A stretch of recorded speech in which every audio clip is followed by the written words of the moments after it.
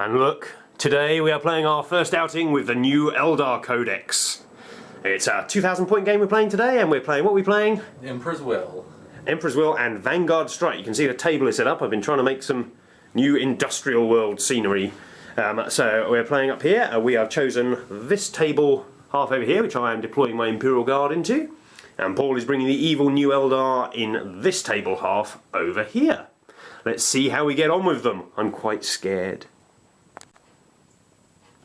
Okay, so I'm bringing 2,000 points of Impi Guard today. All my vehicles are painted. None of my infantry is. Well, not none. Look, there's like 4 models there.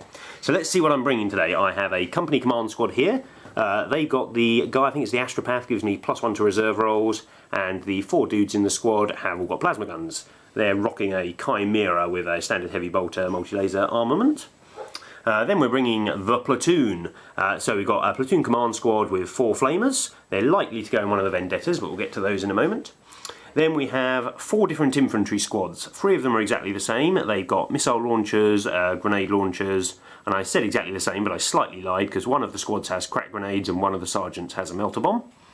And then the 4th platoon squad has an autocannon instead of the missile launchers and has a grenade launcher again. They may blob up with the others, may not, depending on deployment and such. I have 2 heavy weapon teams, one with all autocannons, one with all mortars, and 1 special weapons team with 3 melter guns. My other troop choice, yes, that first load was all 1 troop choice. My other troop choice is a veteran squad. They've got 4 melter guns and just standard other than that. And they have a Chimera with heavy flamer multi-laser. So moving on to the fast attacks, we have 2 Vendettas, not heavy bolters or anything, they're just the standard triplas cannons. In heavy support we have our first Lemon Russ. That one's an Eradicator with 3 heavy bolters. And the one at the back there is a Demolisher with a las cannon. Lastly, in the heavy support, you can see him hiding under there, we have the Manticore missile launcher for lots of big pie plates of doom. Last thing we have in the elite slot is Marbo, ready to pop up and kill himself some evil Xenos. And leading the force, kinda, is over here my Space Marine contingent. I've chosen from Codex Dark Angels today because basically they're cheaper than normal Marines. I have a Librarian. Guess where he's going and guess what power he has. He's also got an Auspex for ignoring a bit of cover, and he's got the night vision goggles and melter bombs. And then for pure cheapness sake, I have 5 scouts all armed with sniper rifles. Okay, so my first outing with the new Eldar 6th edition Codex. This isn't really, basically I've just taken one of everything to try and find out what I like and what I don't like. It's not necessarily the most focused of lists. So we're being led by an Autarch. He's got wings, Super Hawk wings, a fusion gun and a power sword. So he'll be joining some Super Hawks, and the idea is he'll be able to add a bit more close combat punch and the ability to take on a tank with them. I really wanted him for the reserve roles for this army. Also in the HQ slot, I've now bought some Warlocks, because you now buy Warlocks separately, but like the Wolf Guard. So I've got a Warlock here.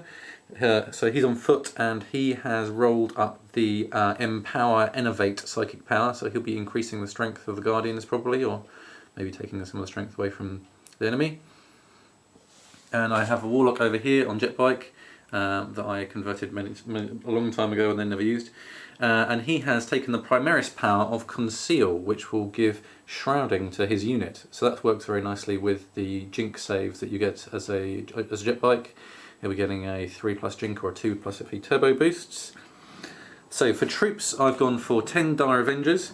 Dire Avengers are slightly more expensive than they were in the past, but now they have assault grenades and they also have counter attack, so they can take a charge a bit better.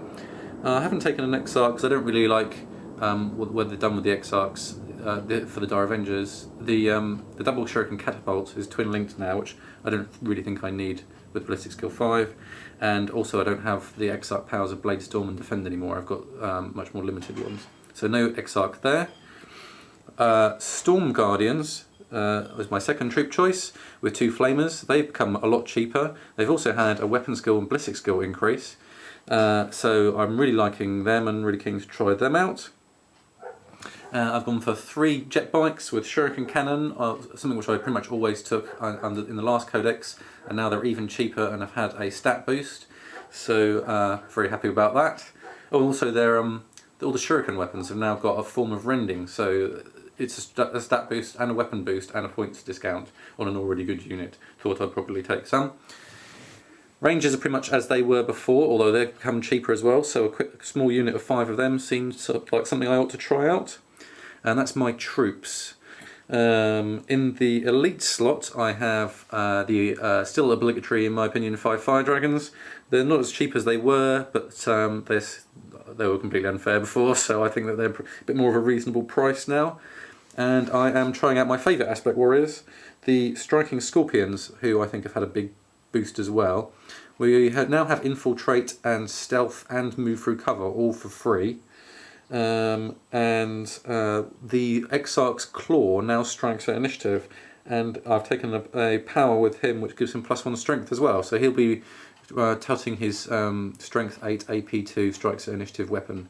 The Mandy Blasters are slightly better for the normal striking scorpions in that they now strike at initiative 10, slightly worse for the Exarch in that they're now using his strength rather than the strength of his power claw. That's my elite choices. In fast attack, I've got those swooping hawks I was telling you about. They're led by an Exarch who's got a power weapon and hit and run. So they have had a big improvement as well. Their Sky Leap's now built in, rather than having to take it as an Exarch power, although you can't yo-yo anymore. They have perfect deep strike, they don't need to roll for deep strike. The Las Blasters have an extra shot each, so that squad's going to be putting out 30 shots. And they're a lot cheaper than they were as well, so they seem like they're worth testing out.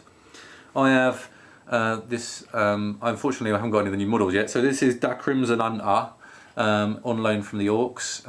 This is the new anti-flyer that the Eldar have got with the Bright Lances and the Pulse Laser. I haven't taken the Exarch option, so we'll keep this nice and cheap and see how that goes up against Vendettas. And the last fast attack slot, yes, I've taken 3 fast attack slots. I never used to take any, they all used to be incredibly awful. And now I've filled out my fast attack. Just 10 warp spiders, no Exarch or upgrades. I don't actually own the 10th non-Exarch one, so I'm having to proxy with an Exarch. They've had a big points drop as well, and they're now jetpack infantry, and they've got a really nice gun now. The monofilament power on their gun means that they strike at strength 7 against units with initiative 3 or less, including vehicles, and they also get AP1 if they roll a 6, or was it AP2? They get AP2 1 or 2 if they roll a 6. AP2. If they roll on their to wound or armor penetration roll. Lastly, I've got some vehicles. In the heavy support, I have taken a fire prism. The fire prism now has a 3rd option. It can't shoot to other fire prisms like it used to be able to, but it's got 3 different shooting options now. And the new option is strength 9 lance weapon. So that's a really nice weapon against vehicles.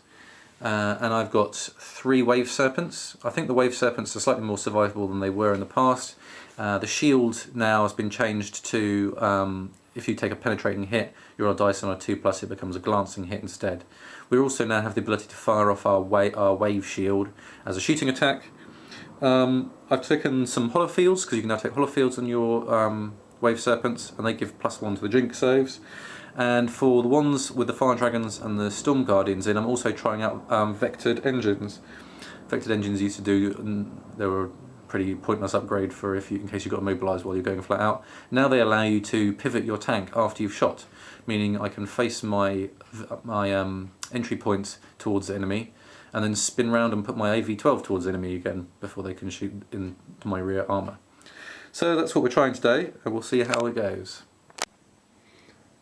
Okay, we're all set up and ready to go. So here's Mike's Imperial Army forces. All the way back around here, over to here, and his objective is just down there. And he also has some Dark Angels scouts who have snuck over here to this kind of weird industrial place. The Eldar have got their tanks strewn across their deployment zone, and we have the Rangers who are hiding out, trying to keep out of line of sight of that horrible ignores cover Lehman Russ. And I've pushed my striking scorpions as far forward as we can, and my objective is here. So the Eldar are all set to take the first turn unless the Imperial Guard can seize the initiative. On a 6, I really like this, so... No. Oh, it looked like a 6 for a second there, I thought. Okay, Eldar turn 1 coming right up. Okay, so the Eldar have had their first turn. The first turn of 6th edition. Oh. So my tanks have moved forward. These two move forward. This one's got the fire dragons in. It took a few pot shots at the scouts. Managed to kill one of them. This one with the Dire Avengers in moved up and took a few pot shots at the heavy weapons team that was over here. Despite the heavy weapons team going to ground, I managed to take off one of their stands, and then they failed their initiative check and broke. So I have first blood. That's very nice. The striking scorpions ran into the cover. Even with fleet I managed to move an inch in the run move, but then using my battle focus I fired my shuriken pistols and missed. Oh well. And this this Wave Serpent with the Storm Guardians in has turbo boosted forward to boost its cover save to a 3+. The fire prism shifted out from behind its cover and drew a line of sight on the Leman Russes, firing its focused fire, but unfortunately missed. And the Rangers traded some fire with the Scouts, killing a second one. But the Scouts stood firm and didn't run off the board. Okay, let's see what the Imperials can do on their turn 1. Okay, Imperial Guard turn 1. The first thing we forgot from Paul's turn is that I didn't actually buy a Veteran Sergeant for my Scouts. We rolled a leadership, well, I rolled a leadership 9 and we both kind of like assumed Scouts were leadership 9, they're fine. But then we remembered, so they ran off the board as well, which was bad. So 2 failed leaderships turn 1. But then we decided to open fire with our massive fusillade of fire. We did first rank fire, second rank fire on the massive blob squad, and we fired them into the striking scorpions, who are now down to 4 in number. Yeah. They've gone to ground for a 2-up cover save, so they're not getting back into the fight this round, which is good. I need to roll their leadership. We haven't done that. Oh yes, we need to roll leadership. We'll do those on camera quickly. Do you want to finish off the rest of the turn? Right? Yeah, I'll finish off the rest of the turn. So then we decided to open fire at some of Paul's tanks. These two over here are quite close together, so I've got some strength 10 shots. So I fired my Demolisher over here, but it's scattered over to here. I didn't roll very well on my scatter dice this turn. We used to have a nice little cheating scatter dice we used, but we decided no, it was too good, so we don't use it anymore. Once Mike's Demon Army didn't have to deep strike all of Yeah, we decided we didn't need that dice. We weren't going to use that scatter dice anymore. The Manticore fired over here and it got 3 shots, and I scattered wildly with all of them, but I hit with 1, and I managed to do a whole point on this back one. I think I penned it, but the shields on the Wave Serpents and their cover saves were proving really quite useful over here. I also fired my Chimera's multi-laser at this front one and got 1 more hull point on it. So those two, I haven't really stopped them at all. I'm really impressed by the Wave Serpent shield. It seems really hard to stop them doing what you want them to do. This one that was over here didn't prove quite so good though. I fired my plasma guns from the back of this Chimera, only 4 shots, but I'd used my Librarian down here with his Auspex to remove one of the cover saves from it. I got 2 pens and a glance. You also used your orders. Yes, and my order to re-roll, but I think you failed them anyway. Yeah. Paul failed 3 of his cover saves. One of my pens was a 6, so it blew it up. Luckily only took out 2 of the Guardians in the explosion, but I think some of the shots I fired at the striking scorpions scattered onto them and took out another one, meaning they're on a leadership check as well. Yep. I had moved my melter vets over here and they'd piled out the back, and I'd just got in range of some long-range melter gun shots on said Wave Serpent, but since it was destroyed and the dudes inside were now in cover and had failed their pinning check quite pivotally, I decided to run backwards and spread out against Paul's deep striking forces with my melter guns over there. My mortars also fired over here at the Guardians, but were wildly inaccurate also. I think I may have killed 1. Yeah, I killed 2 died. 2 died to the mortars, so that was quite handy. And I fired my Eradicator over at that nice big blob, hitting all 10 of them if I'd have rolled a hit, but unfortunately it scattered wildly and it's killed a striking scorpion instead. I think that was most of my turn, so let's have some leadership checks. So striking scorpions first, they're on leadership 9. They're okay. They're okay. And then the Warlock's got leadership 8. Come on, let's get him off the board. He's okay as well. Ah, darn it. Okay. Paul's turn next. Eldar turn 2. So the Autarch gave me +1 on my reserve rolls, so I managed to get in most of my things. The Crimson Hunter came on over here and took a shot into the side armour of this Leman Russ. It managed to take off the main weapon, the big strength 10 Demolisher cannon, and deal a hull point. The Warp Spiders landed over here and then battle tranced their way over here and shot up this veteran squad. There's only 4 members there. We need to do some leadership checks. Dear me, we're appalling today. Oh, okay. They're okay. They're okay. There's and also leadership one checks over for there. the mortars. They're okay. as well. Okay, this was a bad turn then. And then they jetted around to spread out a bit, so that was very nice. The swooping hawks landed over here. They dropped a grenade pack on the corner of the Manticore, taking out one of the mortar teams. And then I shot my melter gun and threw a haywire grenade into the Manticore. Unfortunately, despite my ballistic skill of 6, I managed to miss with the melter gun, and the Exarch popped a haywire grenade on there, so that's taken a whole point of damage. What else did we do? The jet bikes didn't come on this turn. So the fire prism is still shooting shots over towards the 2 Leman Russes. It managed to hit this time, but unfortunately the Wave Serpent had moved in the way, granting it a cover save, so it didn't manage to do anything. And the 2 Wave Serpents moved up. One of them shot shurikens into the side of the Chimera, doing 2 whole points of damage, and the other one shot at the Blob Squad, taking out the missile launcher and another guy. Oh no, two other guys. Yes. The Striking Scorpions and the Storm Guardians are back on their feet and ready to get into mischief next turn. Hopefully he's good at wonders, my Eldar. Imperial Guard, turn 2. I rolled for my reserves. Marbo decided he is not needed just yet, but the 2 Vendettas came in. So this one over here, it swung on over here and took fire over at Da Crimson Anta. And managed to only do 1 hull point. We forgot to say last time that my quad gun had done it another hull point when it came on the board. So it was on 2 hull points, so my lone Chimera over there had moved forward to flame some of the warp spiders, and it melter gun squad had got in the back. They snap fired out the top hatch, got a hit with their melter gun and blew it up. And it landed, and I think it killed a warp spider as well. That's right, yeah, landed in his head. Which was bad for Paul. The other one came on over here in hover mode. In the shooting phase, it fired over at the fire dragons and managed to do another wound to another hull point to their Wave Serpent, but it's still only taken 2. But the main reason for coming in hover mode was I got out 4 flamers in the command squad out the back of it. The Manticore had reversed over the swooping hawks, forcing them to bunch up. They did a hull point in return with their haywire grenade with a Death or Glory, but they'd managed over here to get bunched up, and then I flamed them with 28 hits on them, and I did an obscene amount of wounds, and Paul's saving throws were appalling. After taking the saves from those, he was left with 1 Autarch on 1 wound. Just Autarch on 1 wound, yeah. I then fired a multi-laser from that Chimera there, and killed the Autarch because Paul again failed all his saves. Paul's Autarch Warlord trait was reroll 1s to save, so he was using a 3-up with rerolling 1s. He rolled that badly.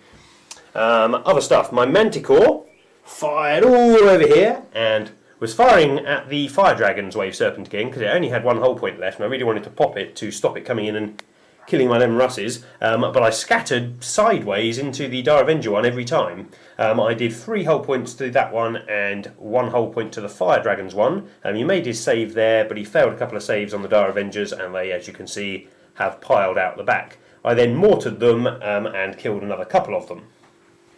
Over here, the Eradicator had lined up a shot through the ruins onto the Guardians hunkered down in that bunker at the back. I did, think, 3 wounds to them, and then the rest of the wounds that I dealt, he tanked on his Warlock's 4-up armour save. The Blob Squad, they opened fire. They'd moved into position to fire at the Swooping Hawks. I didn't like them being in my backfield, but there was no need after the Flamer attacks. So they turned around and they fired at the Striking Scorpions. I killed 3 out of the 4 left, and as you can see, the Exarch has had enough and is running off with his power claw between his legs. So overall, that was a really good turn for me. Let's see what Paul can do in response. Eldar turn 3, and it's not really going very well. So with the Autarch dead, I had to roll normal reserve rolls for the jet bikes, and they're still not on the table. My warp spiders teleported over to the side arc of the Chimera and unloaded. They managed to blow up the Chimera and one of the Imperial Guard, but caught one of themselves in the explosion. They then tried to charge. They did 5 inches with fleet, still didn't manage to get above a 4.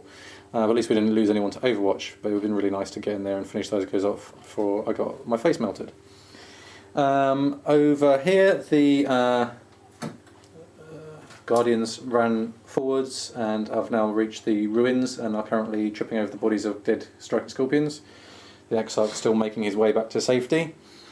These Dire Avengers have retreated to the weird bobble trees where they're hiding out, and the Rangers have started to make their run for the objective. The fire dragons finally managed to get in range where they could disembark. At last I can take care of those Leman Russes. Unfortunately not so. We managed to get 5 melter shots into this tank. I only managed 2 hits and 2 hull points worth of damage from 2 glances, so that one's still fully operational. This wave serpent that was carrying them took some shots into the rear armour of the Chimera and managed to take it out. So I took out 2 Chimeras this turn. And then finally the Fire Prism thought it'd better have a go at this Vendetta whilst it was in hover mode, but it hit and failed to penetrate. So all in all, fairly disappointing turn. Okay, Impigard turn 4. Another reasonably good turn for me. Marbo arrived and shockingly landed straight on Paul's objective. He lobbed his demo charge over here. I didn't hit himself with it for once and killed a single ranger. I was really hoping for 2 to force a leadership check, but them's the breaks. Over here, this was the Vendetta that was back there. The dudes got back on board and then it jetted forwards, opened fire of its las cannons and took out the Fire Prism with the first shot, so that was pretty lucky.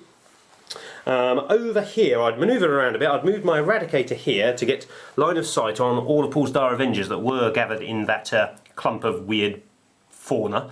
Unfortunately, there was a Wave Serpent in the way, and I was gambling I could kill the Wave Serpent before I had to fire that. So the first thing we opened fire was the 4 plasma guns down here. I only had 1 hull point left, but I failed to get even a single glancing on it, which was bad. So I then las cannoned it with the front gun of this Leman Russ. Again, didn't do anything to it. So then we were forced to, unfortunately, Manticore it, which there was one of my Vendettas there. I'll let you guess what happened. The Manticore scattered sideways, blew up via Vendetta, killed most of the guys inside. These 2 guys failed the leadership check and are running off the board. But it did kill the Wave Serpent, which is what we really needed. So then I fired my Eradicator straight at this clump of cover, and I wounded all but 1 times, killed all but 1 of the dudes because they were all really clumped in, and then my heavy bolter on the side managed to take out that dude. So wiped out the whole of Paul's troop squad there, which was really useful. The Blob squad opened fire on the fire dragons that were down here. Even with a 2-up gone to ground area terrain save, Paul couldn't do anything about it. There was, I think I must have done like 30 to 40 wounds. 35 saving throws I had to make. Yeah, 35 saves, nothing survives that. My mortars fired over at the warp spiders, and I think I killed one. Oh no, I killed one with the melter gun in that squad hiding in the cover. So overall a good turn. I lost my Vendetta, but it's looking pretty sweet for me. Paul can't really hurt the Blob squad particularly anymore. So he's really got his warp spiders over there, his jet bikes to come on, and obviously those scouts. Let's see if he can try and pull something out of the bag. I suspect Eldar shenanigans. Eldar turn 4 and we make a desperate bid to try and snatch victory from the jaws of defeat. The Warp Spiders have teleported further up the field and have turned around and taken out the rest of the veteran squad, and they're all hiding behind this storage silo or whatever that is. The Guardians did an amazing 12-inch move, running out of cover on a 6 and then running on a 6, and then they still get to fire with their new battle trance, and they flame at a whole bunch of the Blob squad, so it's now got Mini Blob and the rest of the Blob. How many did we kill? 9? Yeah. 9 wounds. Some of them were in heavy weapons teams. Pretty good for a couple of flamers. Over here, the jet bikes came on, shot their shuriken cannon down at Marbo, put 2 instant death wounds on him, but he stayed up. The Rangers have gone in to the cover as well. They took some shuriken pistol shots at him, but didn't manage to achieve anything. And that's all, I think. So it's the Imperial Guard turn 4 coming up. Okay, it's Imperial Guard turn 4. So the situation at the start of this turn was I've got loads of models left, so if it comes to a straight out shootout, I will obviously win. But playing against the evil Eldar, they have shenanigans they can pull. So my objective is over here. Being realistic, I have still 30 odd members of a blob left and Paul has nothing that can kill them. So he's unlikely to be able to take my objective. He could possibly contest it, but I'd be able to shoot him before because I'm going second. So Paul's only tactic remains, he needs to score his objective, which over here during the turn I moved my Vendetta up to here. The dudes got out and they flamed all of Paul's Rangers away. I've still got Marbo here who has moved behind some line of sight blocking, and I've got these in this cover. So they're quite close to Paul's objective. Paul still has his jet bikes over here, which are his scoring unit that are left. So he needs to score this objective, and because he got first blood with my heavy weapon team running off the board, he needs to kill my warlord as I've killed his warlord, and then he can win still. So He's got his warp spiders over here who have a ridiculous range jumping around, so he's hidden them over here this turn. I fired my last manticore shot and my 2 mortars over there. I think I took out 1. 2. And yeah, my las cannon from this guy managed to do it. The blob squad annihilated the guardians who are in the front there, so it's just them and the warp spiders over this side of the board. The Eradicator, being big and heavy and slow, is trying to move over. It's got line of sight to Paul's objective, so even if he moves onto it, I should be able to get some shots on. My last 2 remaining guardmen failed their rally check, so nearly went off the board. 1 more inch and they'd have been gone, but they're probably out of the fight with their short-range melter guns. But I still have this Vendetta over here, which flat out had to get slightly further out of the way. My commander, because he's worth the victory point, has skirted round here and his squad has formed a cocoon around him. I measured and Paul can't get any further than over to here if he rolled maximum on all of his movement, and that would be really dangerous for him. So it's unlikely he can get me this turn, but who knows? So that is the situation at the end of turn 4. Eldar turn 5. We weren't really in a position to make a desperate bid for glory this turn, so instead we tried to make it more likely next turn. The warp spiders, who were just unbelievably awesome, leapt over the cover, took out the mortars, who could shoot indirectly, the manticore being out of missiles now, ran backwards and then jumped back into the cover again. Over here, the jet bikes zoomed forward, managed to mow down the entirety of that heavy flamer squad, which was very satisfying after they took out the Autarch and the Rangers and so on. And then they've moved back into cover as well, although they didn't move quite as far, so I think there might be some shots you can take over here. So that's the end of my turn 5. Let's see what the Imperial Guard can do. So it's Imperial Guard turn 5, it was getting quite tense. Could I manage to wipe out the Eldar before the game ends and they give us a draw, or possibly even a victory if Paul had been shenanigan enough? So, all the blob, they leapt forward over the barricade, got 4 inches, and they could see one and a little bit of another one with a couple of the members of the squad. So we fired over there, but we had our 3 grenade launchers, which have been the best 5 points ever spent this game. They've killed so much stuff. Because they're template weapons, they can kill stuff I can't see. So they managed to wipe out 2 of the warp spider squad, which is enough to obviously force a leadership check. And look! They've run away! Which is brilliant. So it means Paul has lost his line breaker unit, and also it means he can't shenanigan and try and get over here and do something to my general, which is possible but unlikely. So that was the story of that side of the table. Over here, my Lemon Rust with 1 hull point left leapt on top of these ruins, didn't demobilise himself, which was great. And he fired over here. He could get 2 of the models under his template, so he fired that, and he fired all his heavy bolters. I managed to kill 3 of them, because again, templates can kill stuff that they can't see. Which is really good, but Paul passed the leadership there. Marbo has moved forward over here. He is denying this objective in case Paul gets there, but he is also just in line breaker range, which would give me victory even if Paul managed to score this. So, if the game goes on, Paul has to kill Marbo or it's game over. Let's see, on a 1 or a 2, the game is over. The game continues. That was a 6 if I wasn't close enough. Okay, Eldar turn 6. The warp spiders didn't rally and ran away 12 inches, so they've definitely decided they've had enough. Luckily, I have Kane himself on a jet bike. He moved out, shot down Marbo, instant death with his strength 6, and then he turbo boosted 12 inches onto the objective. So I'm currently scoring an objective and I've got first blood, so that gives me 4 points. Mike's already got 4 points, so he needs to take away my objective or get line breaker in order to win. It's Imperial Guard turn 6. There was only 1 Eldar left. So we moved everything we could to get in range. So up here, this guy climbed this tower so he could get some snapshots off with his autocannon. This Lemon Rust turned around and was prescient by the librarian. Over here, this Lemon Rust couldn't hit him with his heavy bolters, so he attempted to move forward an inch. Unfortunately, it was obviously very dangerous training. There was an explosive buried in this bit of aerotrain here, and he lost his last hull point, and bang, he's out of there. I think one of the fire dragons dropped a melter bomb. Yeah, it must be. He ran over one, because that's where they died. Over here, the 2 melter guns moved forward to in range, and we have our las cannon Vendetta up here. We started off with the 2 melter guns, fired over, and heroically missed. But the Vendetta finished it off with 3 shots left to spare from the other unit, so we managed to kill the surviving jet bike. So I've scored my objective, and Paul obviously hasn't scored his. Yeah. So, first thoughts on the Eldar Codex, Paul? I really like some of the new units. So the warp spiders were just ridiculous, really, really good. I think the jet bikes are absolutely fantastic.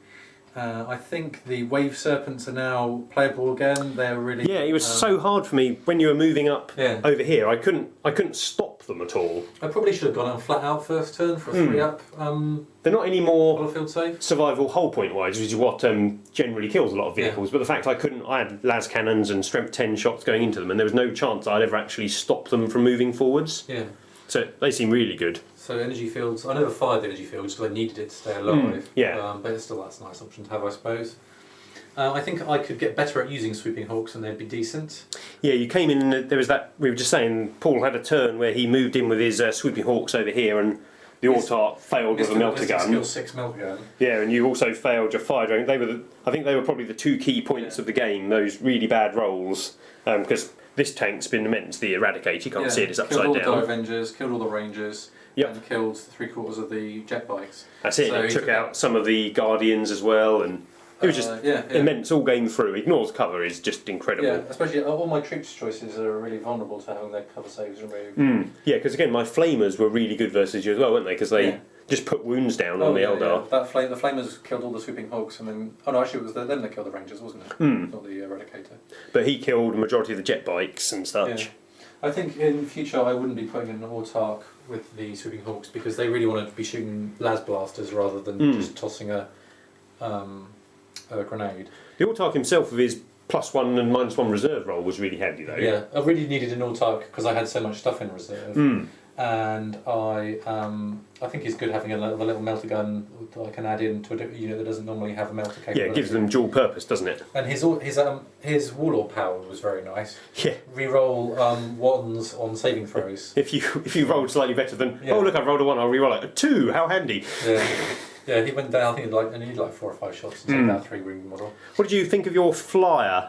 I felt my quad gun is obviously quite good versus it, although it only did a hull point to it. Yeah, that's still something which, again, I probably didn't use it as well. I probably wasn't using Vector Dancer quite as well as it could be. It feels like it could be very abusable. I think one issue was that because you were going first and you needed it on to deal with some of them Russes, that you brought it on, and obviously my 2 Vendettas gun. 2 Vendettas are going to kill most other flyers in a turn. Yeah. I think perhaps I could have kept it off with the autarch and I chose to use his power to bring it on rather than keep it off. And maybe I should have just weathered another round. I felt like I really needed to take out the Lehman Russes. Yeah. And it did knock the nose off the... Yeah, it certainly did a good job. Took the Demolisher cannon off of the Demolisher, shockingly. Yeah. So they were really good. I need to think a bit more about which troops choices I like best. I mean, the jet bike's obviously awesome, but I don't really want to play a same Han style list because obviously I've got the BL Tarn paint job. So I feel I would quite like to work out how to make Dire Avengers really good. I think because you what's your craft world called? BL Tarn. Are they the ones that are aspect heavy? Yeah. Because I feel the new aspect warriors, some of them look really nice. The Scorpions, I put the blob into them twice. That's why they didn't do anything. But basically, every turn, if the blob could fire at something, it killed something. Yeah, the blob. The game was all about the blob, really. Apart from the turn I flamed them, I never really. I think I may have put slightly too much into them, just due to the fact that I felt the army was obviously we've got quite a lot of large scenery on the table today, and I felt the army was quite unwieldy. Because I protected my vehicles, it was really hard, and because you were so manoeuvrable, it was really hard to get my firepower where I wanted. The blob would kill something, and the Eradicator would generally kill something. But other than that, I only really had the Vendettas who were mobile, able to put fire where I needed them. The fire prism was a bit of a disappointment. I had to keep, because you had such a lot of vehicles, I had to keep using it in lance mode. Against, you're just rolling bad a bit, weren't you? Against another army, having it in large blast mode would be very nice. But maybe I might try the Shadow Weaver, not the Shadow Weaver, the Shadow Weaver tank thing. Because that's Barrard, so you can use it to snipe out models in blob squads, for instance. You could try to take out a Librarian. And it's also got a torrent weapon if I decide to move it forwards. And it can take Holofield, so... Yeah, the Holofield's really good. I mean, these 2 Wave 7s survived quite late into the game. And I was putting lots of fire into them. That might actually be a model on which I might want the crystal targeting matrix, so I can move and still fire the... Yes. The torrent. Yeah, the Eldar, if you haven't read the Eldar Codex, people, there's lots of weird one-use only per game items you can take. Yeah. Things like runes of warding and runes of witnessing and weird crystal targeting matrix. It just seems a bit strange one-use only. I wasn't very impressed with the Warlocks. I didn't really cast the powers very much. I think this +1 strength. I thought the +1 strength one would be good on the Guardians because, you know, they were assault Guardians. But end of the game, you were hoping for.